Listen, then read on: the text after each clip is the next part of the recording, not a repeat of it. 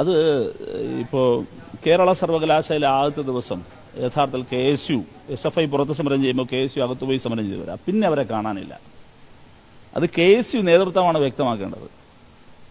RSSനെതിരെ സമരം ചെയ്യുന്നതിൽ നിന്ന് ആരാണ് അവരെ തിരിച്ചു വിളിച്ചത്, ആരാണ് വിലക്കിയത് എന്ന് KSU നേതൃത്വം പറയട്ടെ. നല്ല മദ്യത്തിനൊക്കെ അഡിക്റ്റായി പോയവർ രാവിലെ രണ്ടടിച്ചില്ലെങ്കിൽ കൈവിറയ്ക്കും പോലെയാണ് ലീഗിന്. കുറച്ചു കാലമൊക്കെ പിടിച്ചു നിന്നു, പിന്നെ അത് കഴിഞ്ഞിട്ട് കൈവിറയൽ തുടങ്ങി. ഇത് കൈയിട്ട് വാരിയ ശീലമാണല്ലോ. അപ്പോൾ കൈയിട്ട് വാരൽ നിന്നുപോയി, പിന്നെ കൈവിറയലാണ്. പിന്നെ ആ കൈവിറയൽ മാറ്റാൻ ഭരണം കിട്ടുന്നുമില്ല. പിന്നെ ഭരണം വിട്ടു, മരണത്തിൽ നിന്ന് കൈയിട്ട് വാരൽ തുടങ്ങി. തന്ത്രപ്രധാനമായൊരു ചോദ്യമാണ് ഡിവൈഎഫ്ഐയുടെ അഖിലേന്ത്യാ പ്രസിഡന്റായ എ റഹീം ചോദിക്കുന്നത്. KSU ആദ്യഘട്ടത്തിൽ ഗവർണർക്കെതിരായ പ്രതിഷേധത്തിന്റെ ഭാഗമായി തെരുവിൽ പ്രതിഷേധ സമരങ്ങളടക്കം സംഘടിപ്പിച്ചെങ്കിലും പിന്നീട് ഗവർണർക്കെതിരായ സമരമുഖത്ത് KSU എന്ന വിദ്യാർത്ഥി പ്രസ്ഥാനത്തെ മലയാളികൾ ആരും കണ്ടിട്ടില്ല. ആരാണ് KSU നേതൃത്വത്തെ RSSനെതിരെ സമരം ചെയ്യുന്നതിൽ നിന്നും വിലക്കുന്നത് എന്ന ചോദ്യമാണ് ഡിവൈഎഫ്ഐയുടെ അഖിലേന്ത്യാ പ്രസിഡന്റും രാജ്യസഭാംഗവും കൂടിയായ എ റഹീം ചോദിക്കുന്നത്. അതോടൊപ്പം ഫണ്ട് മുക്കുക എന്നത് പതിവാക്കി മാറ്റിയ മുസ്ലിം ലീഗ് നേതൃത്വത്തെയും രൂക്ഷമായി വിമർശിക്കുന്നുണ്ട് എ റഹീം. നമുക്ക് മറ്റാമുഖങ്ങളില്ലാതെ എ റഹീമിന്റെ വാക്കുകൾ മുഴുവനായൊന്ന് കേൾക്കാം. അത് ഇപ്പോൾ കേരള സർവകലാശാല ആദ്യത്തെ ദിവസം യഥാർത്ഥത്തിൽ KSU SFI പുറത്ത് സമരം ചെയ്യുമ്പോൾ KSU അകത്തു പോയി സമരം ചെയ്തു വരാം. പിന്നെ അവരെ കാണാനില്ല. അത് KSU നേതൃത്വമാണ് വ്യക്തമാക്കേണ്ടത്. RSSനെതിരെ സമരം ചെയ്യുന്നതിൽ നിന്ന് ആരാണ് അവരെ തിരിച്ചു വിളിച്ചത്, ആരാണ് വിലക്കിയത് എന്ന് KSU നേതൃത്വം പറയട്ടെ. കേരള സർവകലാശാലയിൽ നിങ്ങളെല്ലാവരും റിപ്പോർട്ട് ചെയ്തതാണ്. ആദ്യത്തെ ദിവസം SFI സമരം ചെയ്യുന്നു, സർവകലാശാല സെനറ്റ് ഹാളിനകത്ത് KSU സമരം ചെയ്തിരുന്നു. പിറ്റേന്ന് മുതൽ അവർ സമരത്തിനില്ലാന്ന് മാത്രമല്ല, സമരം ചെയ്യുന്ന SFIയെ ഇകഴ്ത്തി ഗുണ്ടാ സംഘമാണെന്ന് ആക്ഷേപിച്ച് ശ്രീ VD സതീശൻ പ്രസ്താവന നടത്തുകയും ചെയ്തു. അപ്പോൾ അതിൻ്റെ അർത്ഥം ആരോ വിലക്കി.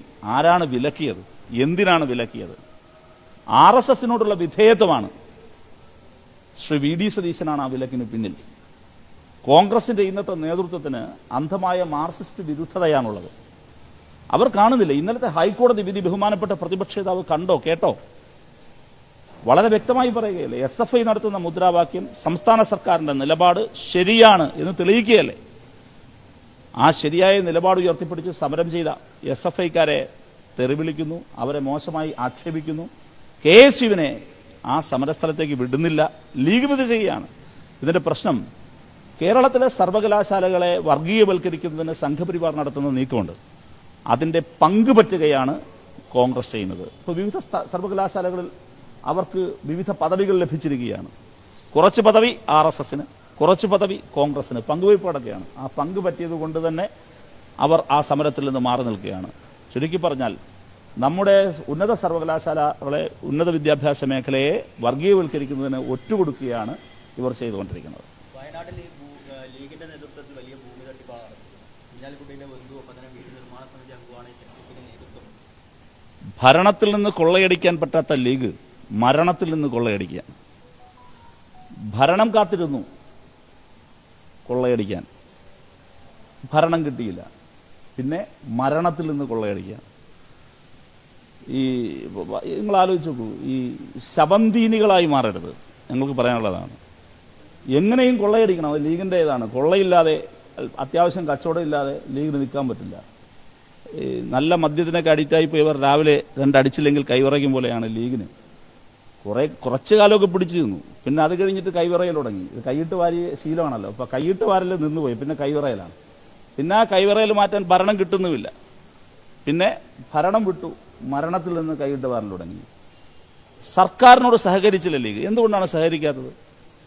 ഞങ്ങളിപ്പോൾ 20 കോടി DYFI പിരിച്ചു, കേരള സംസ്ഥാന ഘടകം സംസ്ഥാന സർക്കാരിന് കൊടുത്തു. സർക്കാരല്ലേ ചെയ്യേണ്ടത്? സർക്കാർ ചെയ്യട്ടെ, സ്വന്തം നിലയ്ക്ക് ഞങ്ങൾ ചെയ്തോളാമെന്ന് പറഞ്ഞു. അതെന്തിനായിരുന്നു? ഈ കച്ചവടം നടത്താൻ വേണ്ടിയിട്ടല്ലേ? എന്തിനാണിങ്ങനെ? ഇപ്പം ലീഗിന് പൈസ കൊടുത്ത ലീഗിൻ്റെ എല്ലാം സാധാരണക്കാരായ മനുഷ്യരുണ്ടല്ലോ, ഗൾഫിലെല്ലാം അധ്വാനിക്കുന്ന പാവങ്ങൾ, ഹോട്ടൽ പണി ചെയ്യുന്നവർ, മൊബൈൽ കടയിൽ ചെറിയ ചെറിയ കച്ചവടം നടത്തുന്നവർ, അവരെല്ലാവരും കൊടുത്ത കാശാണല്ലോ. ആ കാശ് കൊണ്ട് കൊള്ളയടിക്കുകയല്ലേ ഇവർ. അപ്പോൾ ജനം മനസ്സിലാക്കട്ടെ, ലീഗിൻ്റെ അണികൾ മനസ്സിലാക്കട്ടെ, അവരാരെങ്കിലും അവരെ തിരുത്തുമെങ്കിൽ തിരുത്തട്ടെ. ഏതായാലും ജനം ഇതെല്ലാം കാണുന്നുണ്ട്. ഇതൊരു കൊള്ളസംഘമാണ്. അപ്പോൾ ഇവരൊക്കെ ഭരണത്തിൽ വന്നാൽ എന്തായിരിക്കും അവസ്ഥ? കെ വി സദാനന്ദനെ രാജ്യസഭാ അംഗമാക്കിയതിനെ വലിയ രീതിയിൽ വിമർശനമായിരുന്നു. RSS നോമിനിയായ താങ്കളും രാജ്യസഭാ മെമ്പറാണ്, എങ്ങനെയാണോ രാജ്യസഭയിലേക്ക് ഒരാളെ നോമിനേറ്റ് ചെയ്യേണ്ടത്? അത് കീഴ്വഴക്കങ്ങൾക്കെതിരാണ്, അത് ശരിയായ രീതിയല്ല, അത് അങ്ങേയറ്റം ഭരണഘടനാ മൂല്യങ്ങൾക്കെതിരാണ്, ജനാധിപത്യ വിരുദ്ധമാണ്. അപ്പോൾ ഇതിനു മുമ്പ് ഇവിടെ നിന്നും വന്നയാൾ ശ്രീമതി പി ടി ഉഷയായിരുന്നു. പി ടി ഉഷയാക്കുന്നതിൽ BJPക്ക് ചില ലക്ഷ്യങ്ങളുണ്ടാകാം, പക്ഷേ പി ടി ഉഷയാക്കിയതിനെ ആർക്കും ആ അർത്ഥത്തിൽ ചോദ്യം ചെയ്യാൻ പറ്റില്ല.